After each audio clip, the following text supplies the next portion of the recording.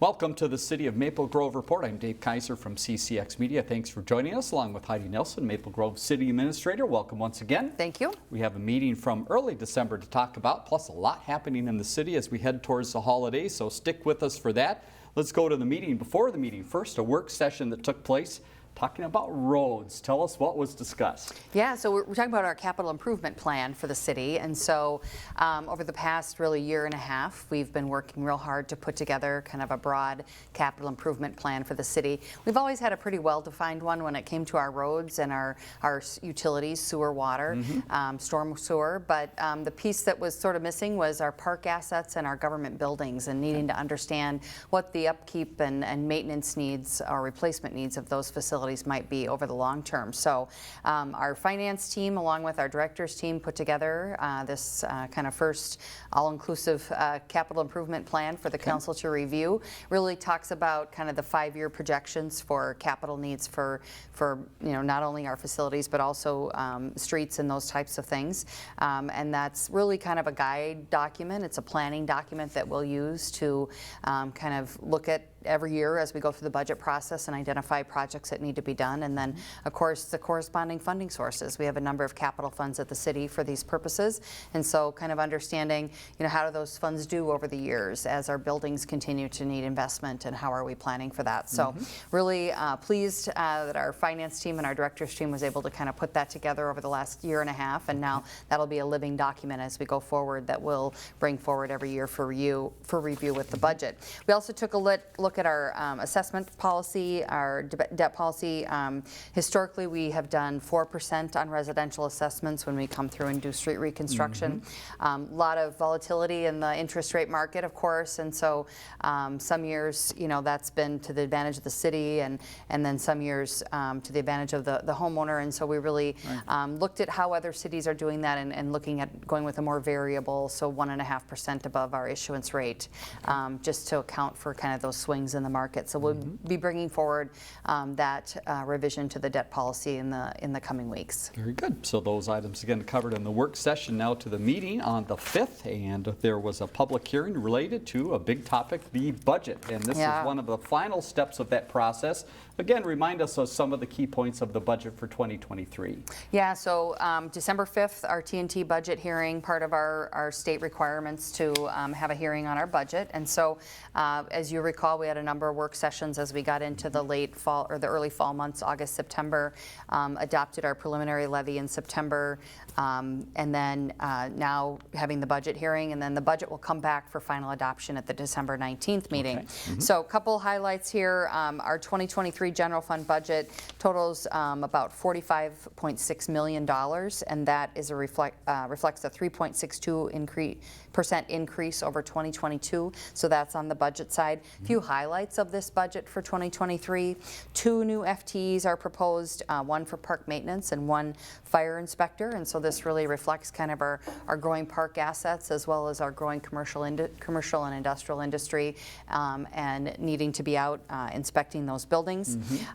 We had $500,000 included for implementation of our compensation and classification study that we spoke about at our last update. Revenue adjustments and cost savings of about $460,000. So we always, every year, comb through the budget and see, where we might need to adjust some things in terms of budget to actual, as well as, anything from a revenue perspective that needs to be adjusted.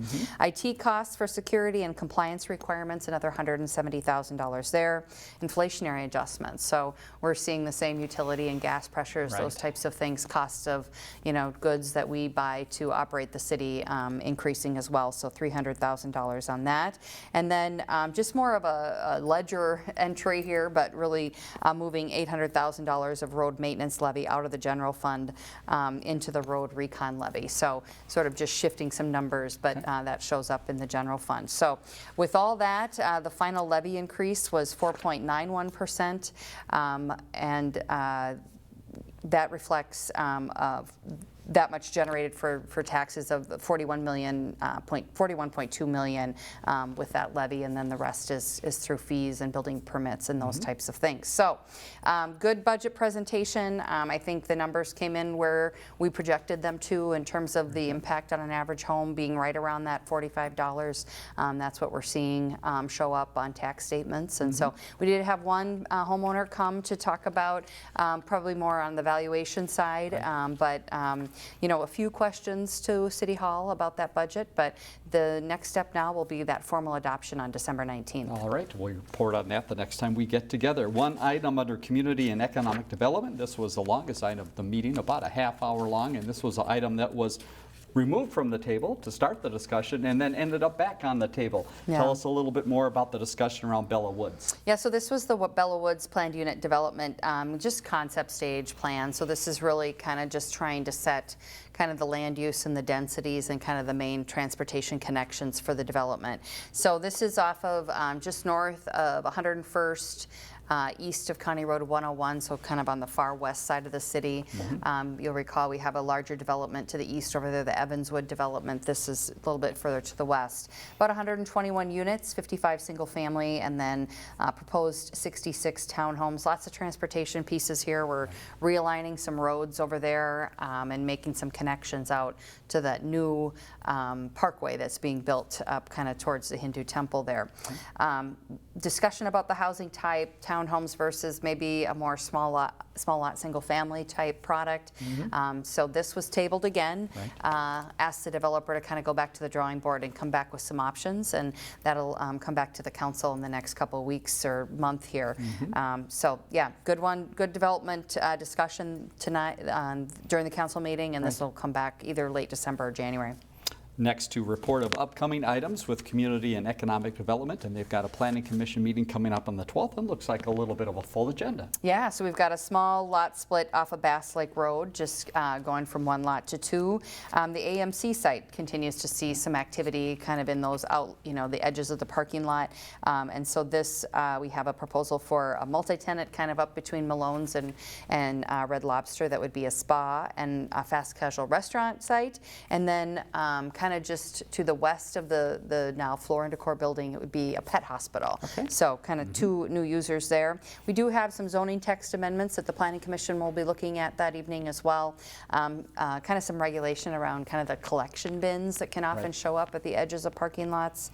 And then firearm sales in the commercial zones, and looking for some IUP, interim use permit language there in our zoning code. So pretty good agenda on December 12th, and much of that will come back to the council then on December 19th. All right. Also wanted to mention there is an opening on the Planning Commission, so mention what someone might want to do if they're interested. Yeah, lots of information available on our website about what being a planning commissioner means, and the application material there. That application process is open through about the middle of January. So if folks are interested, just a great way to kind of get your foot in the door and get involved with the city and get involved in looking at all the development business that comes through the city. So through about the middle of January, application available on the website. And we've got another opening to talk about a little later in the program of another opportunity to help serve the city.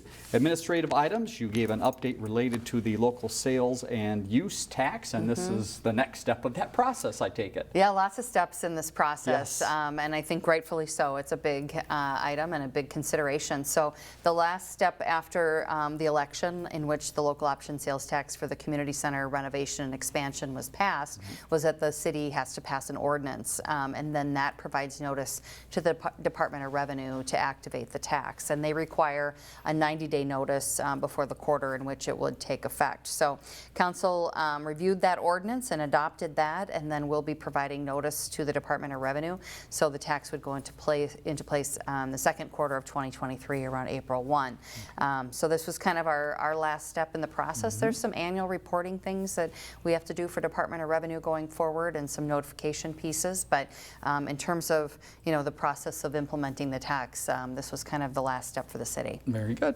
All right, a couple items updated on administration, one that just happened before we're taping this on the 7th and one that's coming up tomorrow. So tell us what happened and what's coming up. Yeah, so we had the Angel of Hope event last night up at the Arboretum at 7 o'clock. It was a lovely evening. It wasn't as cold as years past, and we had a nice crowd there and a very touching event. Pastor Peter from Lord of Life provided the message, and then Park Board member Kelly Cunningham did the poem of We Remember Them. And so very nice evening out there at the Arboretum. And then Thursday morning, city offices will be closed actually from 8 a.m. to 9:30. Okay. We have our employee recognition event. We're switching to a breakfast event this year. So we're really looking forward to that. We have about 40 employees that are receiving Years of Service Awards tomorrow morning that they'll be presented with. And just a really nice time to get our employees together in one place and thank them for their service. Very good. Next, the EDA meeting. So the council adjourns for a few minutes for EDA to take a little action related to some tip notes and more specifically the Arbor Lakes Business Park. Why is this an important step in that process? Yeah, so this is for buildings 3 and 4 out there in the Arbor Lakes Business Park. So those are the buildings that are kind of under construction out there today when you drive by just south of Elm Creek Boulevard, east of Zachary there. They are just dedicating those TIF notes to their financing, so the city has to consent to that. So that was kind of the legal process that we went through there. But great news on these buildings. The building number 3, which is closest to Elm Creek Boulevard, that they're doing the finish work internally now, is about 80% leased, and they're working on a 50% lease on building number 4. So this in market for this type of an industrial user that's really a lot of job creation, manufacturing, those types of things, really strong, continuing to be that way here in the Northwest Metro market. Very good. All right. And that was it. The EDA adjourned. The council came back in and adjourned itself after a few notes. The next meeting is on December 19th. We'll give you that information in just a minute. And also that meeting about an hour in length. Now to some notes around the city, and again, get your calendars out. A lot going on in the city that you might want to get involved in. And one place to find a lot of activity information is in the winter newsletter. It's out. Yeah, you should have received it in your home this week. Lots of information there for the winter months, and also recognition for the service of Councilmember Karen Jager and Councilmember Phil Leith, who will be leaving the council here at the beginning of the year. So some information there about the history of their service. And so we encourage folks to take a read through that. It's also available on our city website, and then available at the Government Center to pick up as well. All right, other publications available. We'll tell you about those in just a second. Here's a neat opportunity for some youngsters around town. Mayor for a Day essay contest. What are you looking for? Yeah, so the League of Minnesota Cities puts this contest on. It's kind of fun. It accepts entries from 4th, 5th, and 6th graders throughout Minnesota for their Mayor for a Day contest. The deadline for submissions is coming up here, December 12th, and details can be found on the League's website at lmc.org. I think we have a link on our website as well, but very fun. We had a couple essays that were selected in past years, and they had an opportunity to come in and meet with the mayor, but yeah. Neat opportunity. That sounds fun. All right, we talked last time we were together a little bit about the corridors of commerce, and we want to update people here. Again, remind us what specific area this is for and what the process is. Yeah, so we're submitting a couple applications through for the Minnesota Department of Transportation for their corridors of commerce process. Really, it's a transportation funding program that's designed just for that, for those major corridors that hold a lot of commerce in terms of freight traffic or access to employment. And so the application that we're making is to add a lane out at the 494, 694, 94 split, the Fish Lake split there, just to help deal with that 2-to-1 lane merge there as you're heading westbound on 94 and heading west on 94 from 694 and 494. You know, we had hoped at the last time when they did the overlay project out there that might be something that could get addressed, but always comes down to funding and those types of considerations. There is a longer term project to be done out there at the Fish Lake split in terms of that's a very kind of the original interchange out there, and so we know there's a long-term project that'll need to be done. This is kind of more of an interim piece just to help with that merge issue out there. So we have to submit that here by the end of November, and we should know those awards by May-June timeframe. All right, more to come on that. Here's something fun that's coming up and a great partner working with it, something called Love Local. What is Love Local and who are we helping out? Yeah, so this is Maple Grove Maple Grove MN Biz is partnering with Hennepin County on the Love Local campaign to promote small and locally owned businesses. Small businesses certainly are kind of some of the lifeblood of our business community here, and so we really encourage people during these holiday months to get out and support them in our community.